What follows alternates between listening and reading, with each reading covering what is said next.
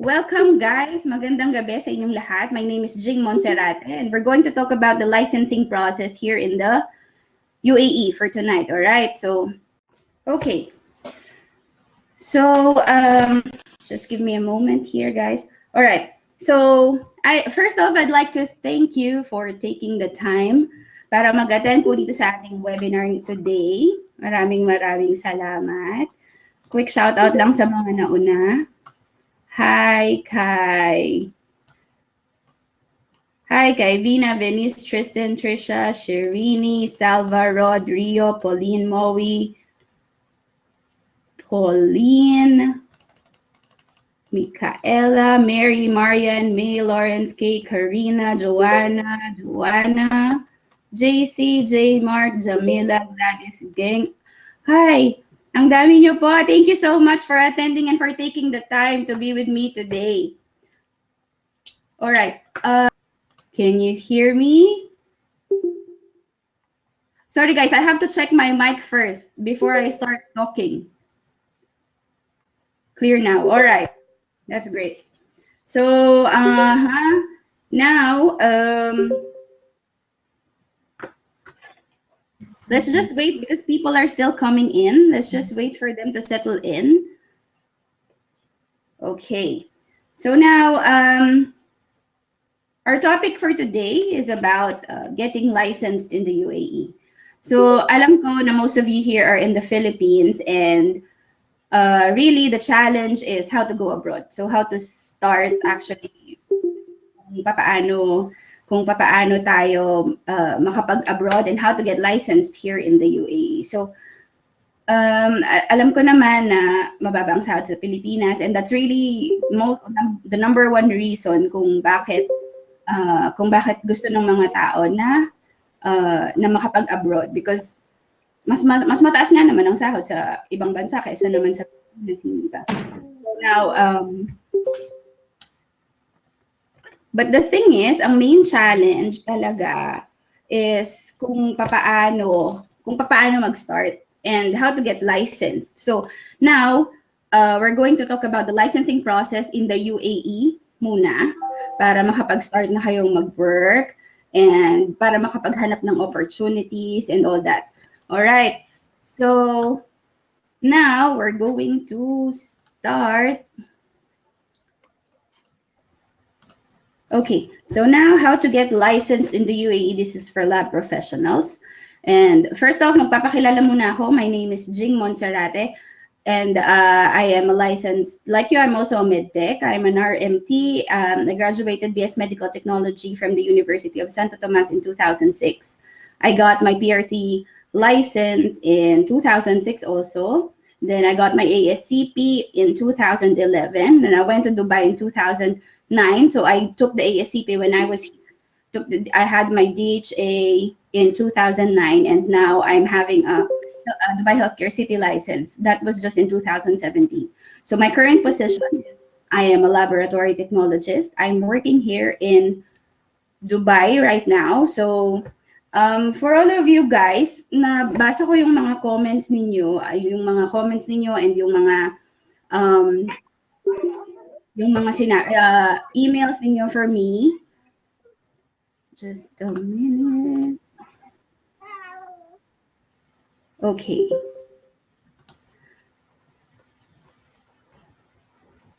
Okay, so just a quick overview sa ating discussion. We're going to talk about the licensing requirements.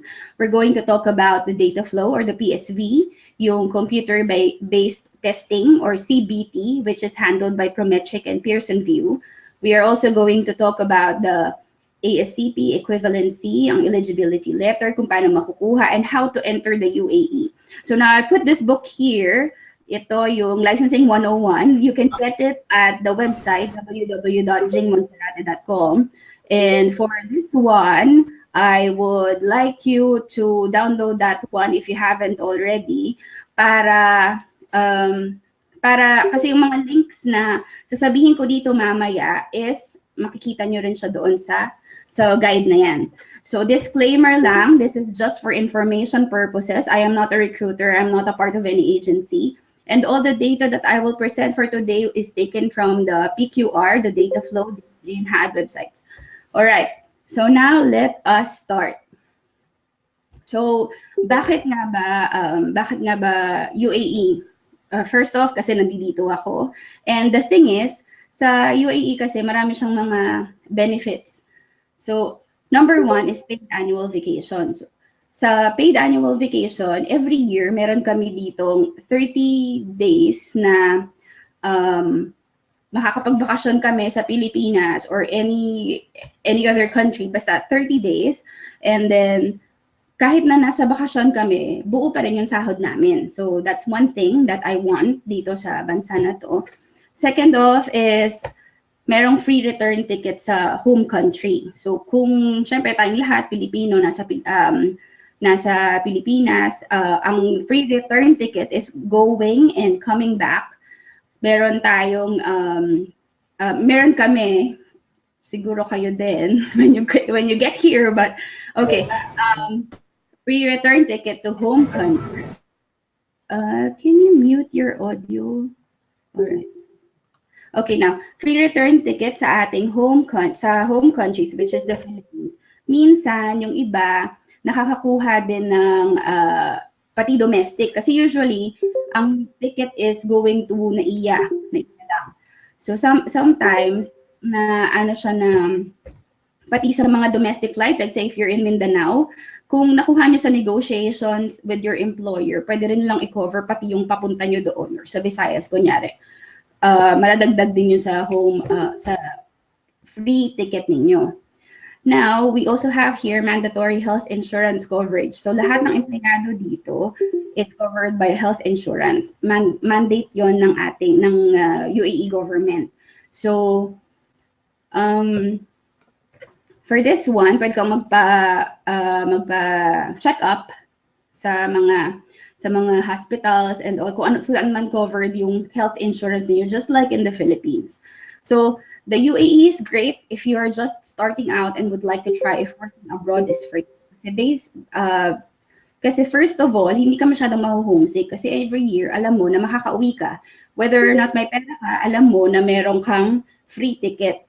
So, ang kailangan mo lang talagang ipunin is yung panggastos mo pag umuwi ka na sa Pilipinas for your vacation. So now, if you'd like to go somewhere also, like say sa ibang bansa, kung halimbawa ang gagawin mong stepping stone ang UAE, okay din siya kasi marami ditong mga embassies and all. Tapos yung access mo is much easier kasi hindi ka nadadaan ng POEA. Wala nang masyadong mga ang tawag mo nito, wala nang masyadong mga documents na kailangan mong ayusin. Okay? So now, UAE stands for United Arab Emirates. Meron ditong 7 Emirates. Abu Dhabi and Al Ain is considered as one. Dubai, Ras Al Khaimah, Ajman, Fujairah, Sharjah, and Al Quwain. So for this, ang itatake lang natin for today is just HAAD and Dubai because ito yung HAAD and DHA because ito yung maraming hospitals na sakop. Okay, so if you're going to Abu Dhabi and Al Ain, you have to take HAAD. If you're going to Dubai, you have to take DHA. Okay, so now, ano ba yung mga requirements na kailangan nating i-fulfill kung gusto nating mag-apply for licensure? Number 1, kailangan mo ng passport size photo na mayroong white background.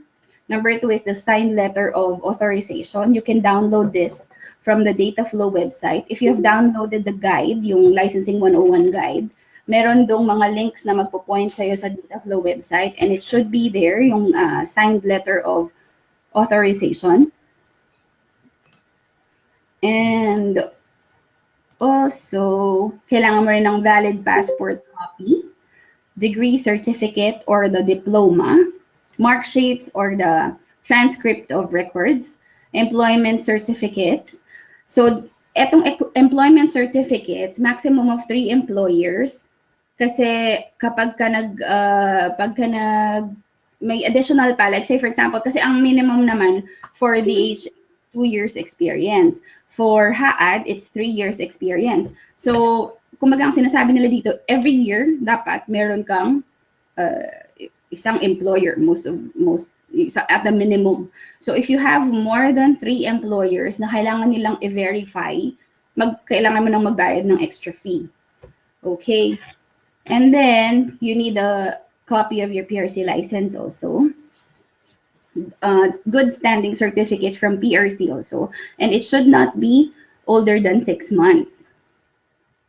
Okay, let's talk about the detailed requirements. So, sabi niya, recent passport size photograph na dapat white background, valid passport copy. Sa educational qualifications, it should cover the minimum requirements of the professional qualification requirement or the PQR. So dito, sa education natin, for the medtechs, ano siya, dapat BSc. Okay, so sa atin, BSc is Bachelor of Science. So if the applicant holds diploma or less, you should attach your high school certificate. But then, sa atin, since we are bachelor, so meron na tayong diploma, but hindi na kailangan yung high school certificate. But if the system asks you to upload it, i-upload nyo pa rin. I think they call it Form 137 sa atin. And for the experience certificates naman, it should cover the minimum requirements of the professional qualification requirement or the PQR. So that's what I said. Kung DHA siya, dapat 2 years. Kapag HAAD, dapat dapat 2 years. 3 years, sorry. 3 years for HAAD, Dubai is 2 years. Tapos, doon sa inyong employment certificate, it should show the job title and the duration. So kung ano yung job title na hinawakan nyo doon sa company na yun, dapat nakasulat siya doon. Like say for example, if you hold the position of a medical technologist, dapat nakasulat doon na from this date up to this date, Jing has hold the position of medical technologist from January 2017 to February 2018, something like that. And dapat ang signatory is from the HR or from the medical or hospital director. Tapos, we should also, kailangan din ng home country license or license from the country where the relevant qualification is obtained. So that's actually our PRC license. Dapat meron kayong PRC license before you apply for the licensing. And then, next is, kung nagpunta na kayo sa ibang bansa, kailangan provide nyo rin yung license nyo din doon. This is what it says na registrations or licenses from each country where applicant have been employed. So kung nagpunta kayo, like say, in other Middle East countries, dapat ilagay mo rin siya doon sa area na mag-upload ka ng licenses, alright? So now, after that, kailangan mo rin ng certificate of good standing. Makukuha mo to from PRC. Pwede mo siya i-apply. I'm just not sure kung magkano yung charge, but yung sample ng certificate of good standing from PRC is like this.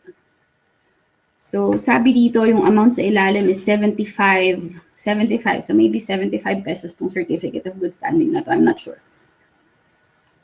Okay. Clear po ba tayo so far?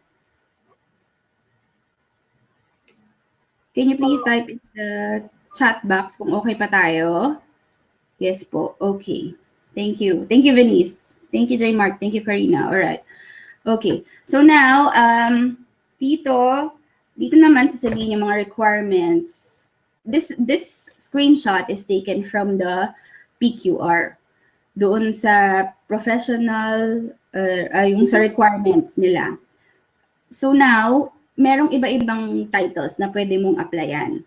You can apply as a phlebotomist, as a medical laboratory technician, pwede ring medical laboratory technologist. Tapos, meron ding laboratory specialty titles. Mamaya, sa next slide, isusulat ko sa inyo, ipapakita ko sa inyo yung mga specialty titles na pwede rin natin ma-applyan. So now, if you go for a phlebotomist license, kailangan meron kang 6 months program in medical laboratory science from an officially recognized college in home country.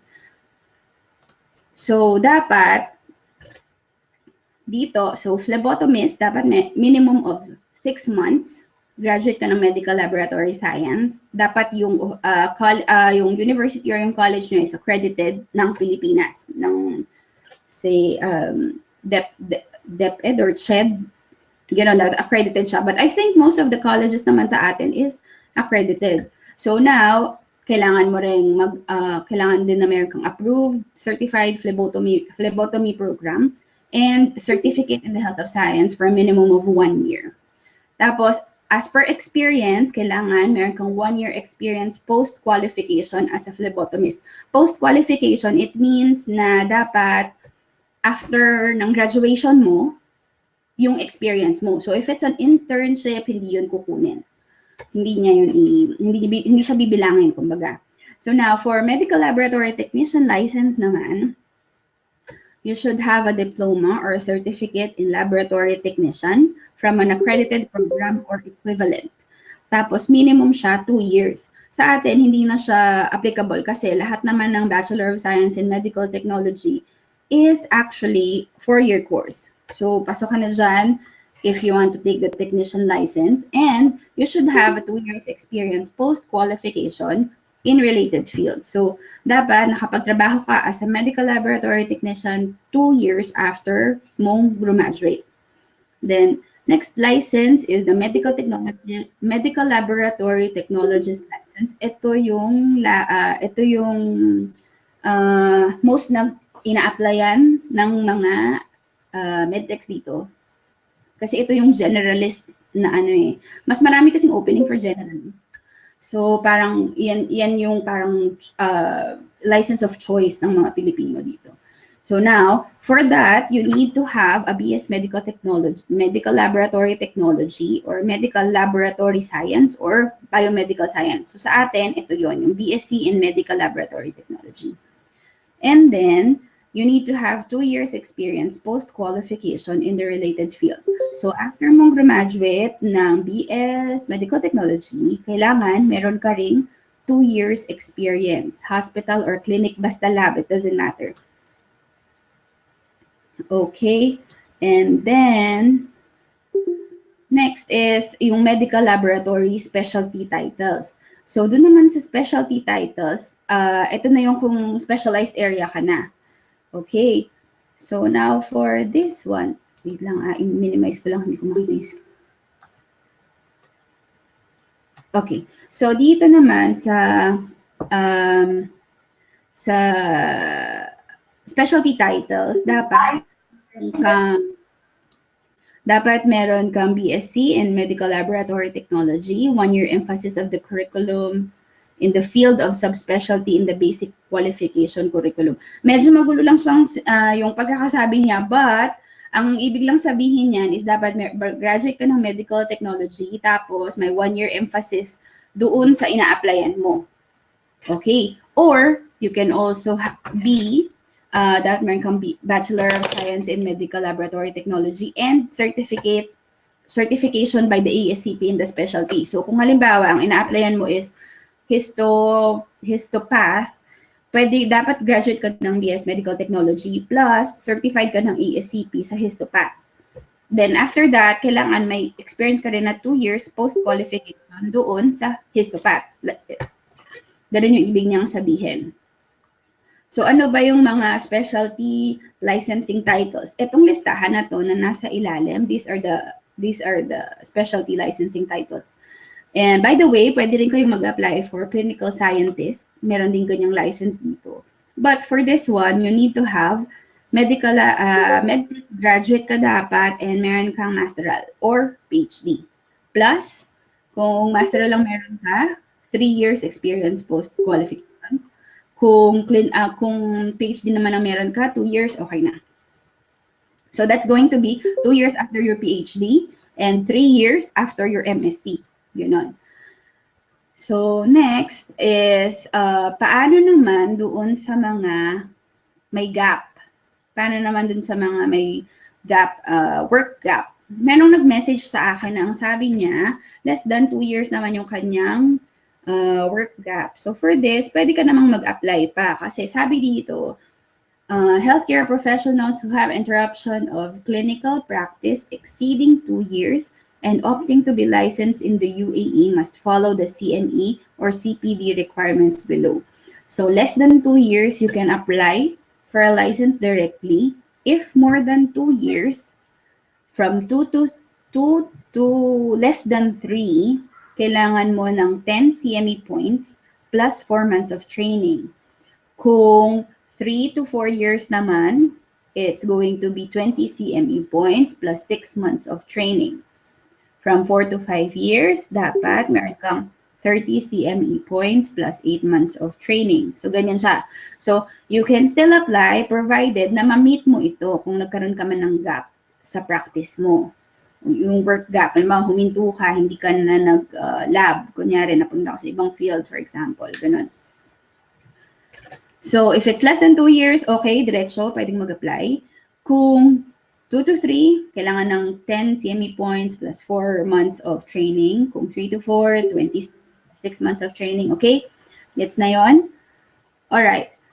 And then, ito naman yung sa ASCP equivalency. Ito yung sinasabi natin. For medical laboratory technologist, kung meron kang ASCP license, pwede mo siyang i-apply. Itong listahan na to sa yung table is actually the list of licenses na hindi na kailangan mag-exam.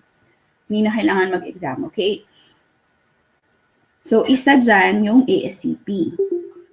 And then, for this one, kailangan, pagka nag-apply ka sa website ng DHA or HAAD, kung saan man yung gusto mong license. Halimbawa, kung ang target mo is Dubai, you take DHA. Kung ang target mo is Abu Dhabi, you take HAAD.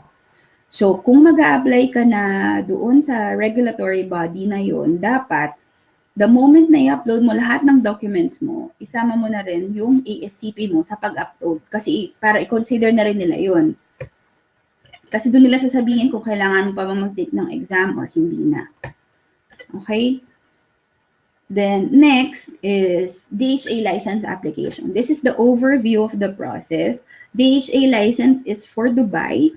Okay, feel free to take a screenshot of this one para makita nyo yung step by step na kailangan mong gawin. So, first off, you have to register sa DHA website. You fill the application and upload the initial requirements. Doon sa website na yun, sasabihin naman niya sa'yo kung ano yung kailangan mong i-upload. Like say, for example, every screen meron yan, please upload your ganito, please upload your TOR, please upload your diploma, ganon. Sasabihin naman niya kung ano yung kailangan niya. You might not see na i-upload mo yung additional licenses mo, like say for example dun sa ASCP mo. But kung may area doon na other documents, kailangan i-upload mo siya. Sa initial pa lang, dapat i-upload mo na yung ASCP mo. Don't forget that. Kasi baka mamaya sabihin nila sa'yo, bakit ngayon mo lang sinabi na na-verify ka na namin, tapos hindi na masasama yung ASCP mo, so mag-exam ka na ulit. So don't forget that. If you are ASCP certified, don't forget to upload your certificate sa simula pa lang. Okay? And then after that, they will tell you, bayaran mo na yung credentialing fees. Tapos, pag nabayaran mo na yung credentialing fee, yung mga documents mo will go directly to the credentialing team sa DHA. So, from there, titignan na nila lahat ng documents mo. Okay ba yung certificate mo? Okay ba yung experience mo? Okay ba yung ganon. Tapos, if you are eligible para doon sa equivalency ng ASCP, sabihin din nila sa'yo yan. And then, after nun, kailangan mo nang magbayad ng PSP. That is for your data flow. And then, after that, if they say na kailangan mong mag-sit for the test, kailangan mong mag-take ng test nila. So, sasabihin nila sa'yo na mag-coordinate ka na sa peers sa Prometric. Dubai, DHA is under Prometric. So, magko-coordinate ka sa Prometric, sasabihin nila sa'yo na mag-schedule ka na ng assessment date mo, tapos kung kailan, tapos magbabayad ka rin ng fee para sa Prometric. And then after that, kapag ka pumasa ka na doon sa assessment mo, mai-issue na yung eligibility letter. Dito tayo sa number 7, eligibility letter. Eligibility letter is yung pass letter mo. So, yun yung proof na pumasa ka na doon sa exam and okay lahat ng documents mo. So, after that, yung license activation requirements, dito na dito na papasok yung iyong sponsor or yung iyong employer. So, dapat, kapag ka may eligibility letter ka na, maghanap ka na ng employer. Okay? Pag nakahanap ka na ng employer, sila yung mag-activate ng license mo kasi may iba pang mga documents na kailangan dyan eh. Meron pang medical malpractice insurance, may mga ganun pa. So, sila nang bahala doon. Yung PRO na nila ang magpa-process nun. Then, after that, i-review uli yun ng DHA team. After doon, ang company nyo, sila na magbabayad ng license fees. And then, you will get the license via courier. So, yung HR company, yung HR ng company na pinasukan nyo, sila na yung magbibigay sa inyo ng license.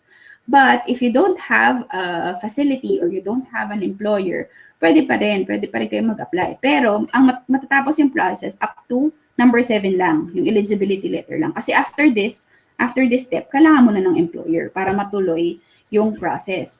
And also, yung eligibility letter has an expiry. So, the moment na pumasa ka dun sa test, the moment na ma-issue nila yung eligibility letter, you have 1 year para maghanap ng employer. Okay, so after 1 year, pag hindi mo nagamit yung eligibility letter mo na yun, kailangan mag-apply ka ulit.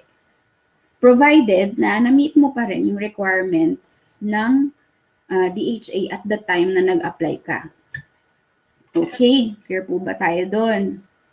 So, now sa ating sabi ni Micaela, pwede pong i-process ang exemption dito sa Pinas or dapat andun ka na po sa UAE.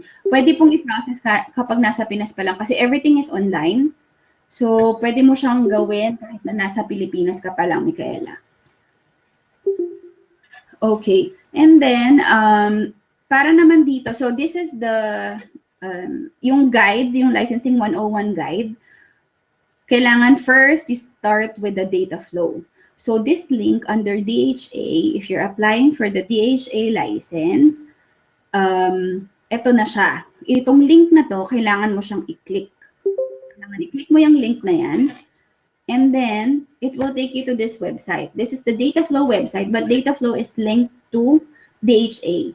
So, ang kailangan mo lang dito sa page na to is itong apply now. Ito na to. Pagka gusto mo nang mag-start ng application, click mo yung apply now.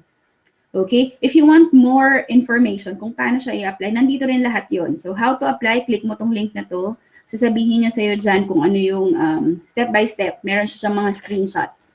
Kung gusto mo namang tingnan yung website ng DHA, ito siya.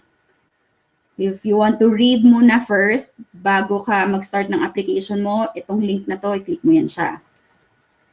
Tapos, itong letter of authorization na to, kailangan mo siyang i-print, tapos kailangan mo siyang i-sign, and then you have to upload it para i-authorize mo yung data flow na i-verify lahat ng documents mo. Okay? So now, if you have more questions, gusto mo pa, you go here. Basahin mo itong frequently asked questions in English. Okay? So now, if you click this button, it will take you to this website. This is the website of DHA. Tapos, dito, kailangan mo nang mag-login. So, kung bagong user, dito ka sa baba, you register first. This is where you start, okay? So now, kung nakapag-register ka na before, isulat mo lang dito kung ano yung mga binigay sa'yo, yung email ID, yung password, yung unique ID. Pag nag-register ka, yung unique ID mo is manggagaling sa data flow. So, bibigyan ka nila yan ng unique ID. Yun yung gagamitin mo the next time you log in. Then, next naman, HAAD license application. This will be used for Abu Dhabi and Bahrain. Now, for this, ang process naman is you submit the application online along with the required documents through the verification company, which is Dataflow. So, i-upload mo rin doon lahat ng requirements mo. If you have ASCP, ganun ulit. I-upload mo ulit. The first time pa lang, isama mo na siya lahat.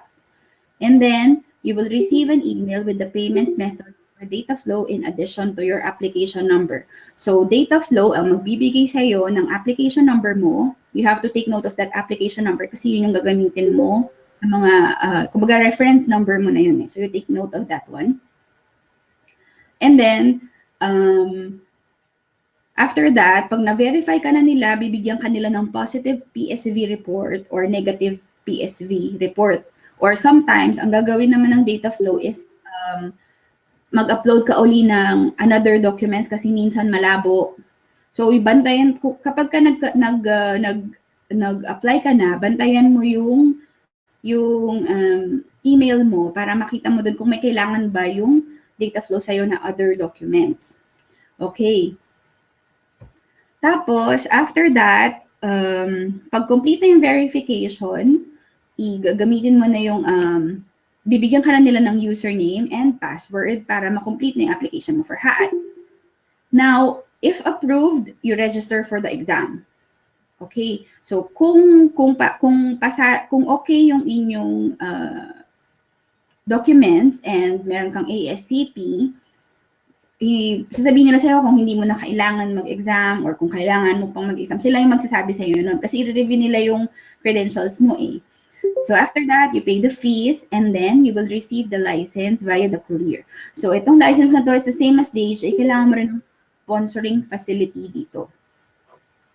Okay, tanong ni J. Mark, kailangan po ba talaga i-upload ang ASCP license kahit hindi mo naman plan i-convert? If you don't plan, actually it's not conversion, it's just equivalency.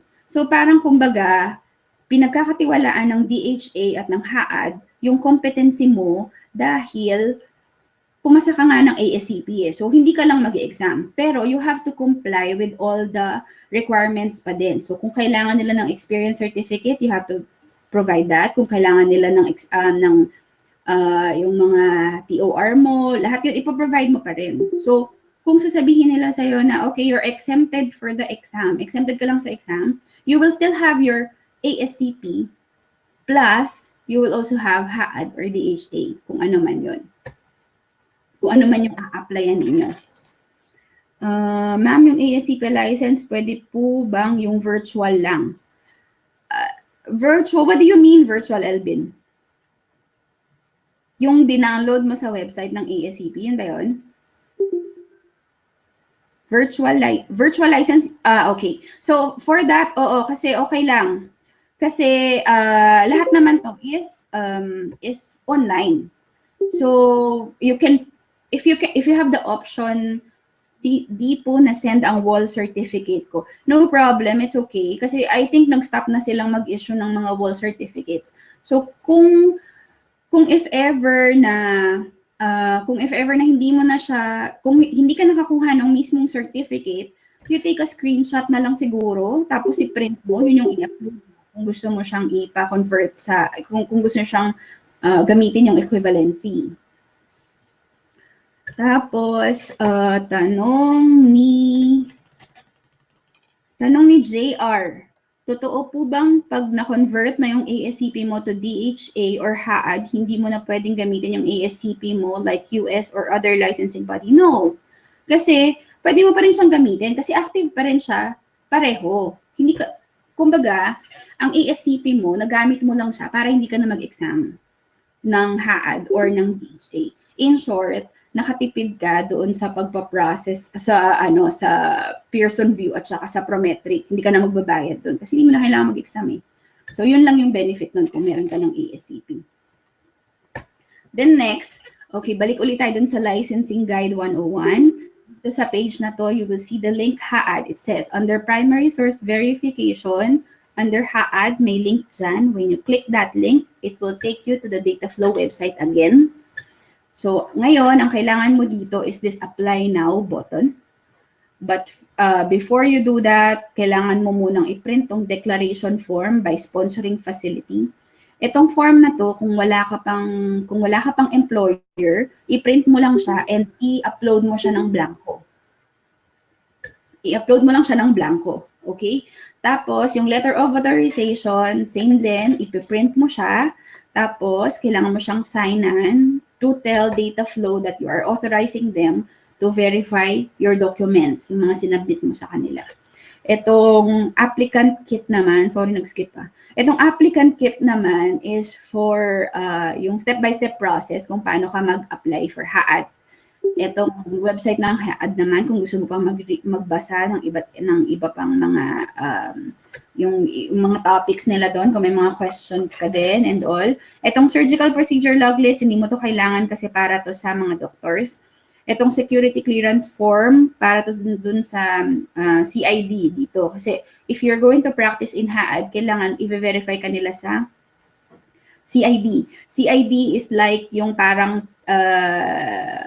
yung wala kang criminal record, ganun. Ganun siya, ganun yung CID dito. Sila yung mag-check nun. Para NBI sa Pilipinas. I think they call it yun. So security clearance form. Ito, gagamitin mo pag andito ka na. Okay? Tapos, ito yung PQR. Nandito lahat ng requirements na kailangan mo. Yung screenshots na pinakita ko sa inyo kanina regarding the license, types of licenses, doon galing yun sa PQR na yan. Okay? So now, when you click this button, yung Apply Now button, dadalhin ka niya dito sa website ng HAAD. Now, if ang importante dito sa page na to, dapat lagi may kiklik ang login as applicant. Kasi yung facility is for your employer. So kung ang employer mo ang magpa-process ng license mo for you, in behalf of you, dito sila sa facility. Pero ikaw mag-a-apply ka at wala kang sponsor, dito ka sa applicant. So now, kung bago kang user at wala ka pang account, you use this one, register here. Tapos, ito yung sinasabi ko kanina na declaration form by the sponsoring facility. Ito yung ipiprint mo. Tapos, kung wala kang sponsor, print mo lang siya, i-upload mo lang siya ng ganyan, blanco lang. Kasi understood na ng data flow yon na wala ka pang sponsor. Okay? So now, let's take a overview ng buong process. So first, you go to data flow. They will issue your PSV report. After that, pupunta siya sa DHA or sa HAAD, and then DHA or HAAD will tell if you need to take the test. If you need to take the test, kailangan mong magkipag-coordinate sa Pearson VUE for HAAD and Prometric for DHA. Then after that, pag pumasa ka sa exam, they will give you an eligibility letter. So now, if you have ASCP at sinabi ng DHA or ng HAAD na hindi mo na kailangan mag-take ng test, cross out na to. Eligibility letter agad. Okay. Then after that, you need to find a sponsoring facility or an employer. Okay, note lang guys, ang DHA eligibility letter is valid only for 1 year. So within a year, you need to find an employer. Ang HAAD license is valid for 5 years. So within 5 years, dapat makakuha ka ng employer. Okay? So after that, pag meron ka ng sponsoring facility or employer, gagamitin nila yung iyong eligibility letter para magkaroon ka ng license. Kasi dito sa license na to, nakasulat dito yung name mo, yung name ng sponsoring facility mo, yung employer mo, yung hospital mo, yung lab mo, doon nakasulat din yun sa license mo. And kung kailan yung expiry ng license mo. So, doon sa license, kapag halimbawa, nakita ka na nag-work ka sa isang facility na hindi naman nakasulat doon sa license mo, may fine yun, malaki yung fine nun. So, always remember na kapag nandito na kayo at nagpa-practice na kayo, dapat lagi kayong may lisensya kasi mapapahamak kayo kapag hindi. So now, you're not allowed to practice sa ibang company than the other than the yung nakasulat doon sa license nyo. So doon lang kayo pwedeng mag-practice. Okay? So, gusto ko lang i-point out uli is to start with the data flow. This is very important. Data flow muna. Kasi yung iba parang nag-jump eh. So, para smooth yung process, masyadong matagalan, you start with the data flow. Yun yung, ito, tandaan nyo itong, ano na to, itong, flow na ito, itong process na to. Tandaan nyo yun siya. Okay? Next, approximate calculation of fees. So, for new professional license, kailangan, first step, fill application and upload documents. This is done by you. So, kayo ang magagawa nito. I-upload mo lahat ng kailangan nila. Basta pag kinlik mo yung apply now at nag-login ka, nag-register ka, sasabihin naman niya sa'yo, may mga prompts naman doon kung ano yung kailangan mong i-upload sa page na to, kung ano yung kailangan mong, kung ano yung mga kailangan mong gawin. Okay? Kung may additional silang hihingin sa'yo, i-upload mo din. Tapos, may nagtanong pala sa akin if it needs to be authenticated. Kahit hindi muna, when you're applying, kahit hindi muna siya authenticated, okay lang. Basta clear copy, clear scanned copy. At yun yung na-issue ng inyong company, na-issue ng inyong school. So yun, dapat malinaw na kopya siya. Kasi ang gagawin kasi ng data flow dyan is tatawagan nila lahat ng mga sinulat mo doon. So kailangan maglalagay ka doon ng, let's say yung school mo, lagay mo doon yung kung sino tatawagan nila, paano nila i-verify na talagang nagpunta ka doon sa school na yon. Okay? So for that, kailangan pag na-upload mo na yan lahat, magbabayad ka na ng credentialing fee that is approximately 220 dirhams. Yung conversion as of the day, I think it's 14. One dirham is equal to 14 pesos. So now, once you pay this one, it will take maximum 6 weeks. Sabi, 6 weeks daw siya. It could take longer kung may mga kulang dun sa mga documents mo. Or kung halimbawa, hindi sumasagot yung employer mo or yung school mo, kung nahirapan silang kontakin yung mga nilagay mo doon ng mga companies. Okay? So, kung halimbawa kailangan din nila ng mga additional documents from you, you have to upload it as soon as you get the message kasi matatagalan lalo yung pagpaprocess ng PSV mo. Okay. So then after that, they'll validate the application credentials. That will take 2 days. And then yung data flow, if-forward nila yung inyong PSV report sa DHA or sa HAAD. So when that happens, kailangan mo nang magbayad ng PSV fee. That's approximately 990 dirhams. And then, it will take one business day, one working day. And then, kung sinabi nila na kailangan mong mag-exam, kailangan mo nang kontakin yung Prometric at yung Pearson VUE. So yung Prometric or yung Pearson VUE will depend kung ano yung license na ina-applyan mo. If it's DHA, you go to Prometric. If it's HAAD, you go to Pearson VUE. Okay. So now, dito, si Prometric at si Pearson VUE, sila yung magha-handle ng exam ninyo. So, it's a testing center.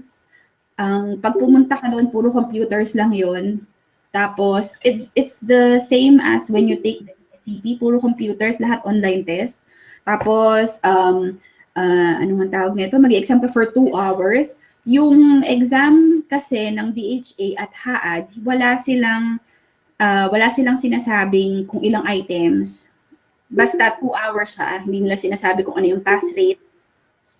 So, walang masyadong information regarding the exam.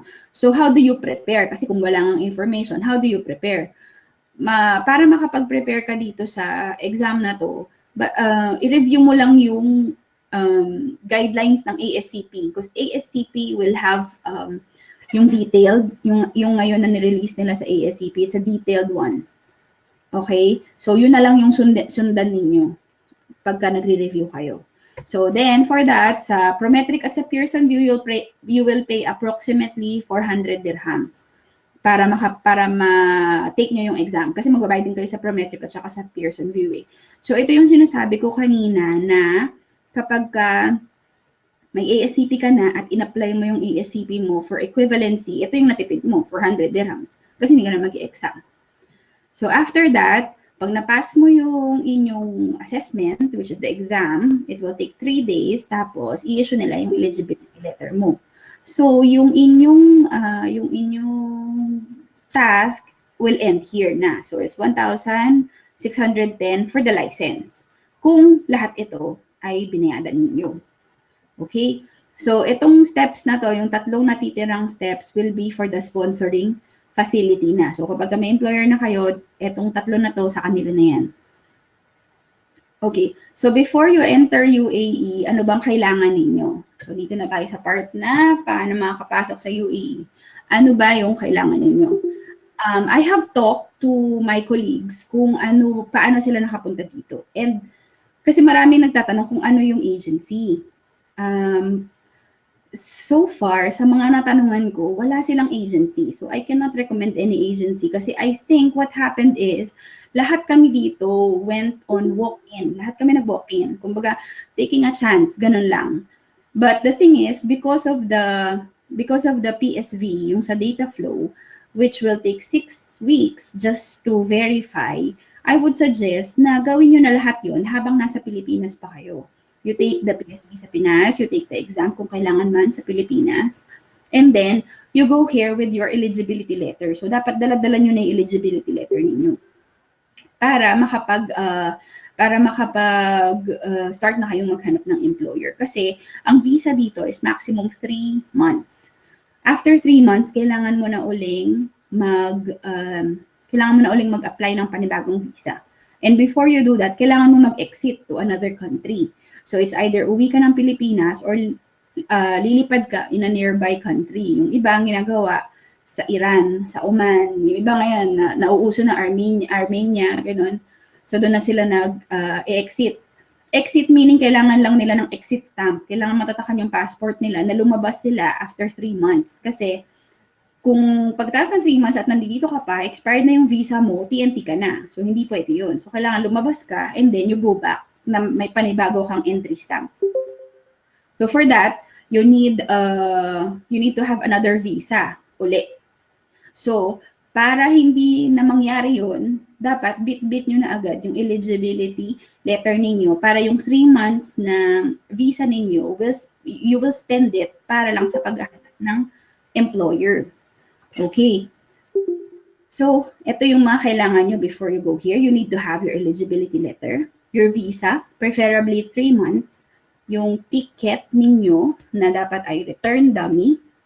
Return dummy meaning confirmed siya dun sa return date nyo. Like say, for example, you're coming over here in February. So, after 3 months, Feb, March, April, May. So, dapat meron kang ticket pabalik ng Pilipinas on May. Yung return dummy, ibig sabihin yan, yung travel agency, kinonfirm na yung ticket mo, but they will cancel it when you come here. So, hindi mo na babayaran yung return ticket. Yung pabalik, kumbaga. Kasi ang goal mo nga is makapasok dito at makapaghanap ng trabaho. So, at the end of 3 months, dapat hindi ka uwi ng Pilipinas, di ba? So, yung ticket mo na yon, pagkapasok mo ng immigration sa Pilipinas, makikita nila na babalik ka after 3 months, but then again, yung travel agency will cancel that, yung pabalik. Para ano nga tawag nito, para hindi na siya i-charge sa inyo, kumbaga. Then, you need to have accommodation, yung bahay ninyo, food, transpo, and allowance, and courage and determination. Note lang guys, hindi po madaling mag-abroad kasi malayo po tayo sa pamilya. So, kailangan na matapang ka at kailangan determined ka na makahanap ng trabaho kasi you have only 3 months para lang gawin lahat-lahat ng yan. So, doon kung gaano ka kasipag maghanap ng employer, kung gaano ka kadeterminado na makahanap ng trabaho dito, doon yung success mo. Okay? So now, this is the approximate calculation. For eligibility letter, kanina kinumpute natin, if you're going to pay for everything, that's 1,610. Visa, for 3 months, it's 1,000 to 1,500 approximately. Depende kung anong travel agency ka kumuha. And then sa ticket naman, it's approximately 2,500 to 5,000 dirhams. Depende sa buwan. So, pagka December, sobrang mahal ng ticket, kaya umabot siya ng 5,000. Pero ang average is around 2,500. Minsan may makukuha din kayong ticket na mga nasa 1,800 lang or 2,100, mga ganyan. Tapos, accommodation for 3 months, ito yung sa renta ng bahay. This will depend kung ano yung kukunin nyo. Meron ditong bed space, meron din ditong partition. So, pag bed space, ibig sabihin nun, yung binabayaran mo lang is yung kama mo and the small space for your things. Tapos, kapag sinabi namang partition, merong isang room, tapos yung room na yon is hinati siya, nilagyan siya ng wall, tapos yung partition mo, yung isang partition doon, that's yours, yun lang yung binabayaran mo, yung area na yon. So, usually may sariling pinto yun. It has it has a partition, pero may sarili naman siyang pinto. So, it's like a room din, pero kumbaga, yung isang buong kwarto, hinati nila sa dalawa, kunyari. So, merong yung sa isang kwarto, pagpasok mo, may dalawang kwarto ulit. Yung isang kwarto doon, that's what you call partition. Ganun siya. So, kapag ka magpa-partition ka, syempre, mas mahal siya kaysa sa bed space kasi mas malaki yung space na binabayaran mo. And then, food, transpo, and allowance, meron, ang range niya is around 3,000 to 5,000 dirhams ang budget mo for 3 months na yan. Ako, personally, ang nagagastos ko lang per month is around 1,000 dirhams para sa mga expenses ko. Kasama na diyan yung pagkain, yung transpo ko, yung iba pag medyo matipid-tipid ka, mas mababa pa dito. So, dati nung nagsa-start ako, I think ang allowance lang na binibigay ko sa sarili ko is I think that was around 500 kasi libre yung transpo ko nun. So, wala kang masyado dun. Tsaka libre yung food din. So, para lang yun sa mga labas-labas, ganun. Tapos, courage and determination, you already have this. So, ang total will be around 8,110 to 16,610 approximately. So, sa conversion, it's 1 dirham in 14 pesos. So, that will come around 113 to 232,000. So, maximum na to, itong 232,000 na to. But, if you have, kung meron kang family dito, so, tanggal mo na to. Siyempre, patitirahin ka nila, di ba? So, wala na to. Kung meron kang family or relative, sabi mo, patira muna, wag mo na muna kang pabayaran ng renta. So, tanggal na yan. Tapos, syempre, sulitin mo na. Wag na rin to. Siya na kamong bahala sa food at saka transpo mo. Allowance na lang yung para sa'yo.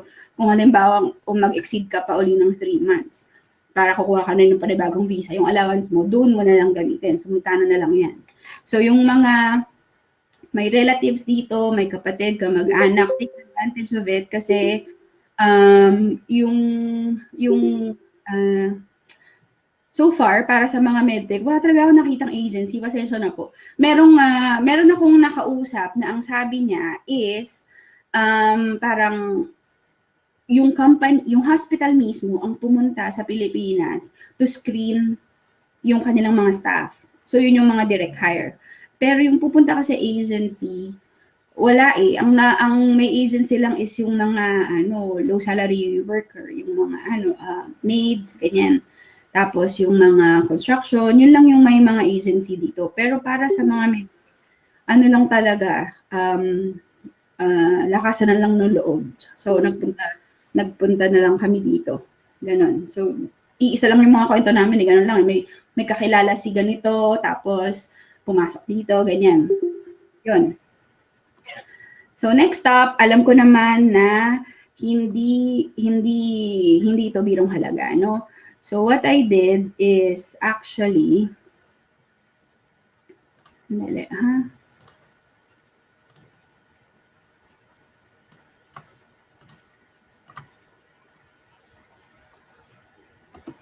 Okay, so what I did is I made a coaching class. It will be an 8-week coaching, learn at your own pace, yung inyong mga, we will have recorded trainings, and just like this one, we will have a weekly Q&A. So if you are interested dito sa coaching class na ito, just send me an email sa review@jingmonserrate.com and with the subject line coaching class. So just an overview kung ano ba ang meron dito sa coaching class na yan. Ito yung 8 modules na yan. So we'll talk about sa module 1, bakit ka pupunta dito. This is like para sa motivation mo, kung if you're going, kasi kung gaano ka ka-strong sa sarili mo, doon mo masasabi kung magkasucceed ka o hindi. Kasi marami syempre challenges yan. So kailangan matatag ka dito. And then, how to enter the UAE. Syempre marami naman sa atin na hindi talaga, walang relatives or walang kaibigan dito. So that's where I come in. I can help you enter this one. And that's what we're going to talk about dito sa Module 2. Sa Module 3 is CV writing, kung paano mo isusulat yung CV mo na tailored para sa isang medical technologist na mapapansin ka ng mga employers. Okay? And then on Module 4, paano ka maghanap ng potential employer mo? Saan ka pupunta? Mag-walk-in ka ba? Sasabit ka ba online? Do you do it while you're in the Philippines pa or hindi? And then on Module 5, we'll talk about the interview skills. Paano mo sasagutin yung mga common interview questions para maipasa mo na siya agad. And then on Module 6, practical test review kasi may iba dito na pumasa sa interview, pag practical na bagsak. So hindi rin nakukuha. So hindi sila hinahire, kumbaga.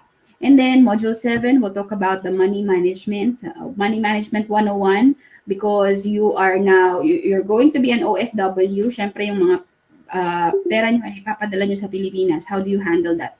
And how do you teach your relatives then kung paano nila ipunin yung inyong kinikita dito?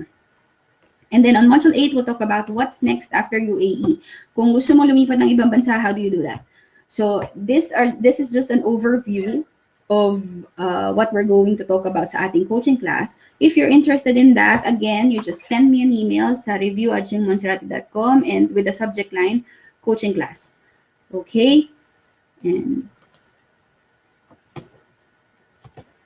okay.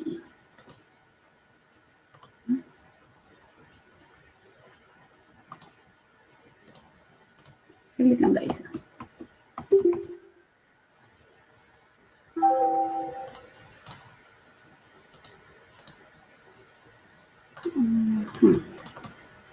Hindi ko siya ma-next page. Nag-hang ako. Okay, may questions po ba tayo? Type niyo na sa comment box. Ano, sabi ni Karina, ano po website ng application for HAAD? Andun din po sa website niyo naka-indicate. Opo, Karina, nandun po yung website sa HAAD. Yung sa page ng My Data Flow, i-click nyo lang doon under HAAD. Pag click mo siya doon, doon na mag-start yung process, click nyo lang yung apply now. And then, sabi ni J. Mark, you can be exempted sa exam if may ASCP license. Yes, J. Mark, you'll be exempted. Provided na ipapasa mo lahat yung documents from the time na nag-apply ka. Okay.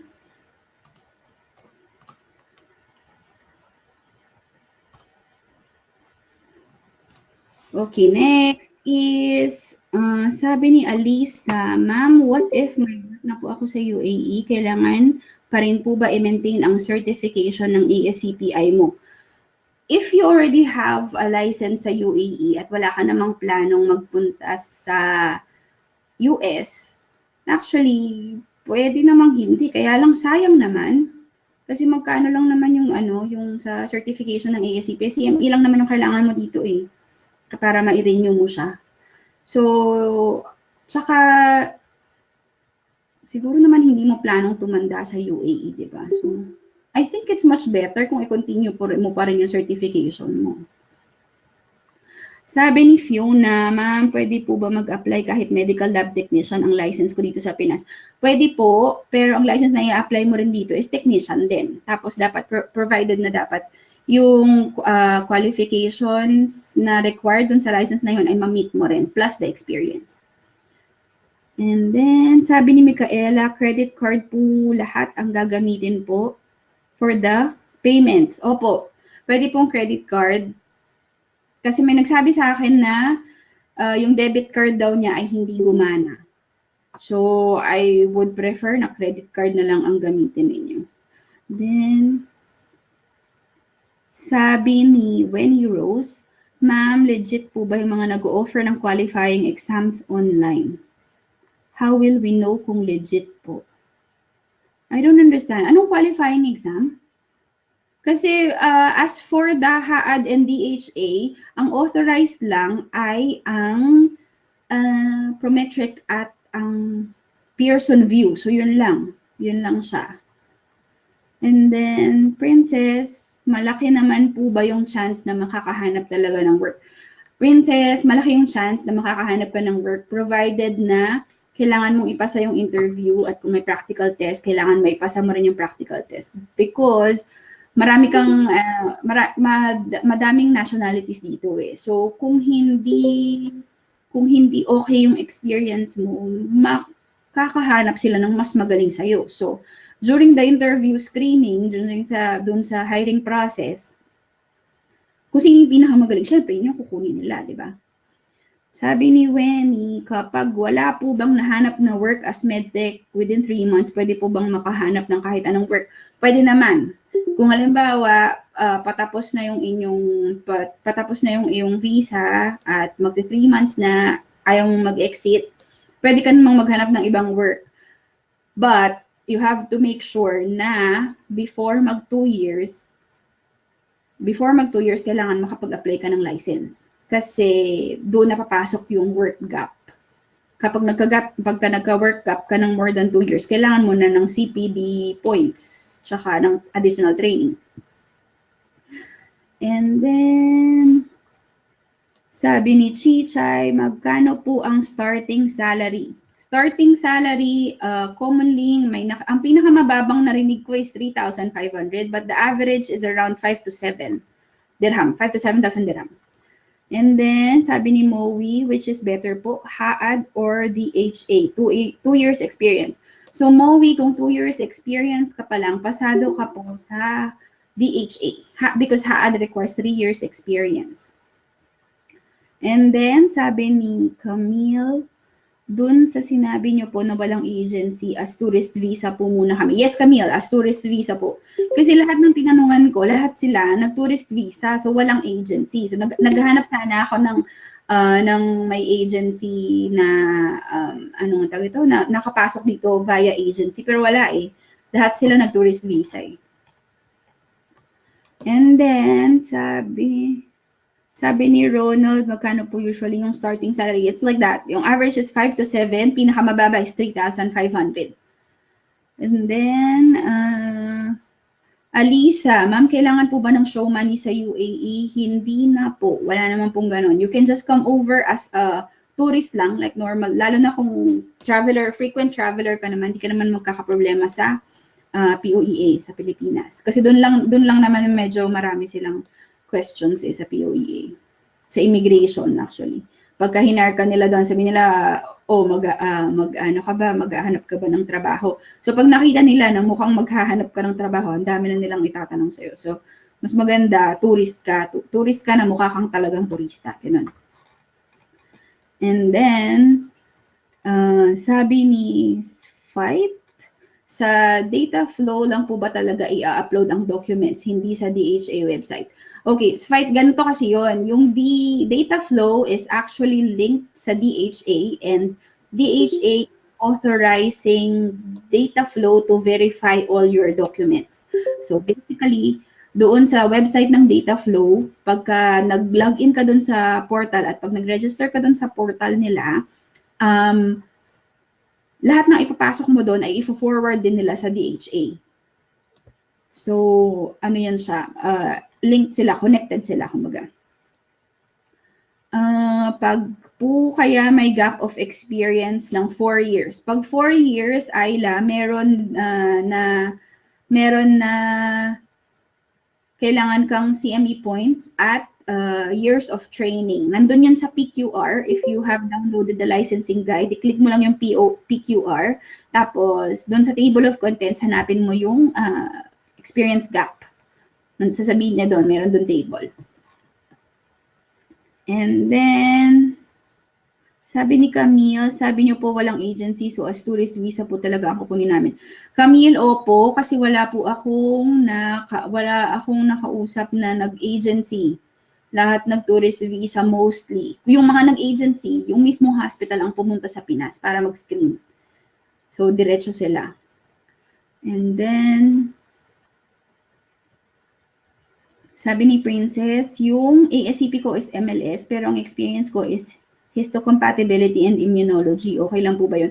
Okay lang yun as long as yung license na i-apply mo is for medical laboratory technologist din. Okay? Kasi kung i-apply mo yung siyang parang specialist, hindi ka nila kukunin kasi MLS yung ASCP mo. Dapat, kung nag-ASCP ka ng like say for example, genetics yata tong sa'yo. So, yun. Dapat yun din yung ASCP mo. So, kung MLS yan, pag nag-apply ka dito at gusto mo siya ng equivalency, medical laboratory technologies ang ibibigay niya sa'yo. And then, sabi ni Mitzi, kailangan po ba ng 2 years experience? 2 years experience is required for DHA. For HAAD, it's 3 years. And sabi ni JB, pwede po bang mag-histotech kung HAAD license? Wala naman pong ibang license like HTL ng ASCP. Pwede po ba mag-histotech kung HAAD license? Pwede naman. Kasi yung may parang generalist, ganun ba ang tanong mo? Kasi yung iba naman naming histotech ay medical laboratory technology license. Tapos, na-consider lang sila as histotech dahil ang experience nila is histopath. And then, sabi ni Elvin, yung data flow po specific for country. Meron na po akong data flow for Qatar, hindi ko po magagamit yun. For this, Elvin, I think you have to contact data flow kasi as far as I know, pag nagamit mo na yung data flow mo, pwede mo siyang, hindi ko lang sure kasi Qatar at UAE eh. So, kung nagamit mo siya sa UAE at nagamit mo siya sa DHA, pwede niya yung i-transfer sa HAAD. But from Qatar to UAE, I'm not sure. Maybe you have to undergo another one? Or kung hindi man, pwede mo rin mag-message ka dun sa customer care ng data flow. Tapos sabihin mo sa kanila kung possible ba tong ganito. Possible na i-transfer na lang. And then, sabi ni May, can I ask kung magkano po ang average salary? Nasagot ko na po. Trisha, ma'am, regarding sa visa, I heard some friends na hirap daw makapasok sa UAE from PH kaya nagko-cross country pa sila. How true? Pagka meron kang relative, pwede yan siya, sila yung magsusponsor sa'yo. Pag wala, magko-cross country ka. Yun yung ginagawa ng iba, nagko-cross country sila. Sabi ni Gang, if you pass the interview po, may practical test pa for you to qualify to work with them. Yes, most of the labs here, lalo na pang hospital, pinapag-practical test muna nila bago ma-hire. So recently dun sa company namin, nagkaroon kami ng opening, but may mga Pinoy na nag-apply, pero pasado sa interview, nung practical na bagsak. So hindi rin sila nakuha. Sabi ni Sfight, I'm currently in Dubai and I have passed my CV to the hospitals online. Wala pong feedback. ASCPI lang ang meron ako. Walang DHA pa po. May chance pa po kaya na may kukuha na employer sa ASCPI lang. Kasi medyo matagal yung process. So, as I've said kanina dun sa naunang slides is pagka data flow pa lang, it will take maximum of 6 weeks. Kung halimbawa na yung opening nila is very urgent at ASCPI lang ang meron ka, tapos may nag-apply din sa kanila na may DHA na, kukunin nila yung may DHA na compared dun sa ASCPI pa lang. Pero that still depends. Halimbawa, kung may ASCPI ka at special area yung ina-applyan mo. Kung meron kang special experience like say microbiology or histopath or genetics or psychology, something like that. Kung ganun ka-specialize yung experience mo, there's a chance na mahahire ka pa nila. Pero kung general tech, medyo mahirap. Kasi nga, maraming may license na agad-agad. So, I would suggest na mag-start ka ng mag-data flow. Kung nandito ka na pala, start mo lang i-apply. And then, sabi ni Karina, marami pa rin po bang hiring na hospitals? Thinking sa dami ng nag-a-apply. Marami pa din kasi marami din nagre-resign. Yung mga kasama ko, may mga kasama ko na nagpunta na sila ng US. Just last year, I think, meron ng 3 umalis. This month, meron na namang 2. So, yeah. Sabi ni Angela, accepted po ba HAAD sa Dubai? Actually, Dubai is accepting DHA license. HAAD is only for Abu Dhabi. And sabi ni Mitzi, pwede din po ba na mag-visit visa kasi may family po ako doon, maghahanap na din agad ng work. Mitzi, yan po yung ginawa ko. Nandito yung pinsan ko, nag-visit visa ako, naghanap ako ng work. Then, sabi ni JR, paano po mag-apply ng tourist visa sa UAE? Well, you have to undergo an agency. Kailangan may agency na nandito sa UAE. May contact ang agency na nandito sa UAE para sila yung magpa-process ng tourist visa mo. And then, sabi ni Camille, regarding po sa work experience, sabi nyo, minimum 2 years for DHA lang at minimum 3 years sa HAAD. Kailangan po ba continuous yung 3 years sa isang hospital or pwede naka 2 years ka na experience kahit hati-hati? Pwede pong hati-hati lang siya, pero kung magpapa-verify ka sa data flow, maximum of 3 employers. More than that, kailangan mo na magbayad ng extra fee. JB, ma'am, pwede po ba mag-histotech kung walang HAAD license? Wala naman. Nasa I think yung sagot ko na yan. Julius, ano po ba mas maganda? MLS, ASCPI, or generalist? I think it's the same. Kasi kapag ka medical laboratory scientist ka, generalist ka din. Generalist means nag-iikot ka sa core lab. So, that's basically Hema, Chem, and Immuno. Yun. So, next is Karina. Sabi ni Karina, kung wala pa pong ASCP, is it better to take the ASCP exam or either HAAD and DHA exam na lang? Karina, if you don't have ASCP, then mag-take ka na lang ng HAAD or DHA. Depende kung saang Emirates ka pupunta. So, kung pupunta ka ng Abu Dhabi, you take HAAD. Kung pupunta ka ng DHA, you take, kung pupunta ka ng Dubai, you take DHA. So, wala ka pang ASCP, you don't have plans of going to the US. Why spend the money?